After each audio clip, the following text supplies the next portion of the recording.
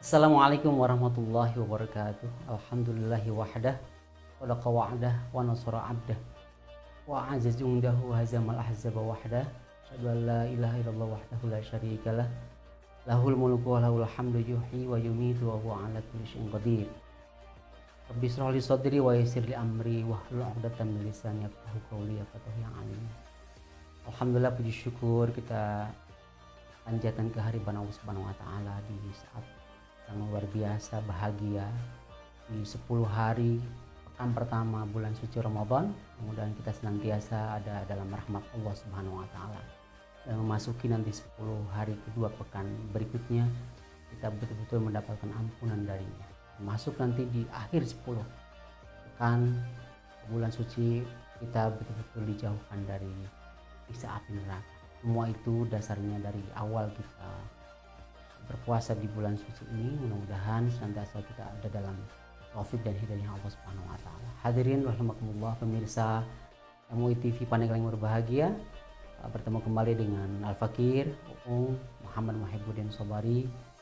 Kebetulan saat ini kembali hadir untuk mengupas sedikit saja berkenaan dengan komisi yang kami jalankan di MUI, Komisi Pemberdayaan Ekonomi Umat. Tentu tema yang akan kita angkat juga bagian dari program kami, dan ini menjembatani kita semua untuk tetap bersikukuh dan berkeyakinan bahwa hadirnya para ulama, para alim, para kiai, para tuan guru dimanapun berada, khusus di Pandeglang, tidak luput bahwa kekuatan ekonomi menjadi sangat penting setelah kita tahu betul bahwa Allah menghalalkan jual beli dan mengharamkan riba. Ini semua dasarnya juga di tema sebelumnya sudah kita bahas, ada kalimat dan ada kupasan tentang zakat. Dan satu di antara yang penting kita garis bawahi adalah kenapa kemudian ekonomi sangat penting kita bahas, kita kupas, kalau perlu kita eksekusi lebih cepat. Karena dalam pasal 4 Undang-Undang bab 1 Undang-Undang Zakat 23 2011 juga dinyatakan di situ yang pertama adalah zakatan mal. Zakat mal ini berarti yang dizakati adalah hartanya, the world. Jadi ada sesuatu yang kita miliki yang urutannya pasti harta itu tidak berkurang, berarti itu wajib kita keluarkan dan kita sucikan, kemudian berkembang, kemudian juga bisa memberikan kebermanfaatan. Nah, tentu dasar pijakan bagaimana kita melakukan percepatan ya ekonomi, apalagi di saat sekarang luar biasa ya, masyarakat kemarin sempat dihilangkan kebutuhan bahan pokok, salah satunya minyak, kemudian kemarin para pengendara ya, semua publik disulap menjadi bagian yang harus mau tidak mau harus beli Pertamax, dan mau tidak mau karena pertalitnya tidak ada. Tapi kemarin 2 hari sudah mulai muncul kembali. Ini dalam rangka penguatan ekonomi. Dan satu hal yang ingin saya sampaikan adalah keberpihakan. Siapa sebenarnya pelaku ekonomi sebenarnya? Nah, dalam kajian Islam, muamalah ekonomi Islam, di situ ada 3 hal yang mendasar. Pertama adalah tadi jual beli.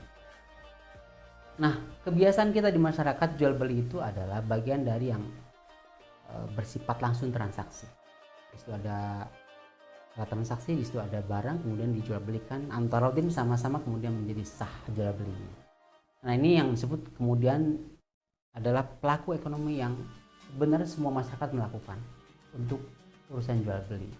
Tapi ingat, di sana ada kenaikan level ya. Kenaikan level ini pada level at-tijarah. Nah, memahami kalimat at-tijarah ini perlu dikaji lebih dalam memang, karena di situ ada pengertian investasi.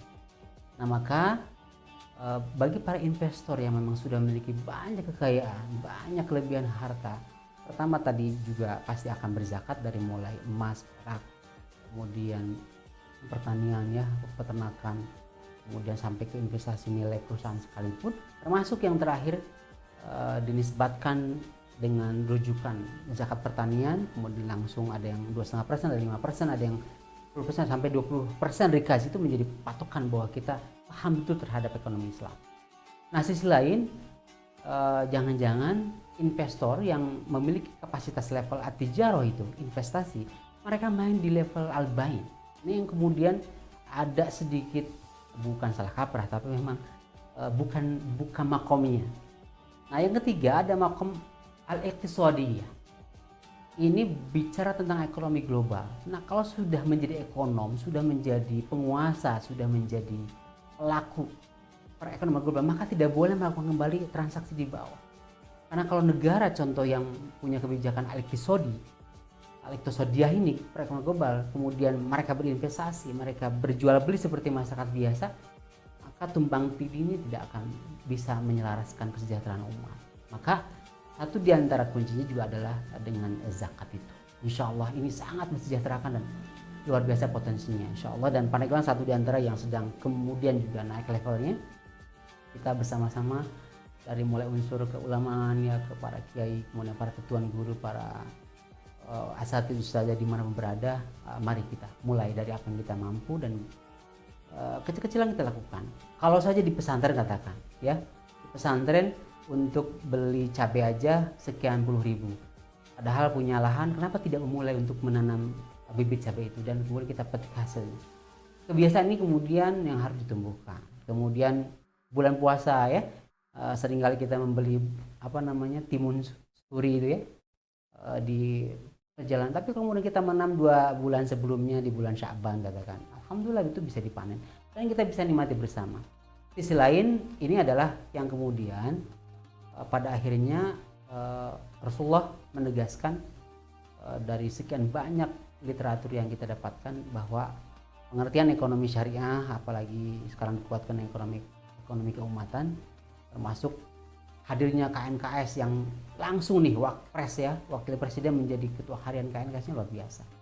Termasuk juga ada lembaga zakat, lembaga-lembaga yang lainnya mendukung sekali terhadap pengembangan ekonomi umat sendiri. Nah, disinyalir pemirsa yang berbahagia bahwa kutipan yang kemudian bisa kita ambil dari seluruh sumber yang kita bisa pertanggungjawabkan, mau tidak mau kalimat 3 bagian tadi itu kita bisa pegang. Pertama al-bai', kedua at-tijarah, yang ketiga al-iqtisadiyah. Ini momentum cukup baik untuk bisa memahami mana praktek jual beli yang sebenarnya, mana praktek investasi yang sebelumnya, dan mungkin juga pemahaman global perekonomian juga. Maka wajar kalau kemudian ternyata ada bagian dari masyarakat kita menjadi menteri, berarti harus menanggalkan semua proses transaksi bawahnya. Dari perusahaannya harus ditinggalkan karena sudah pemangku kebijakan. Oleh karena itu, yang bisa kami lakukan di MUI pertama adalah edukasi. Sedang kita mau edukasi kader-kader muda, generasi yang mau paham terhadap pembangunan ekonomi dengan dasar muamalah Islam insya Allah.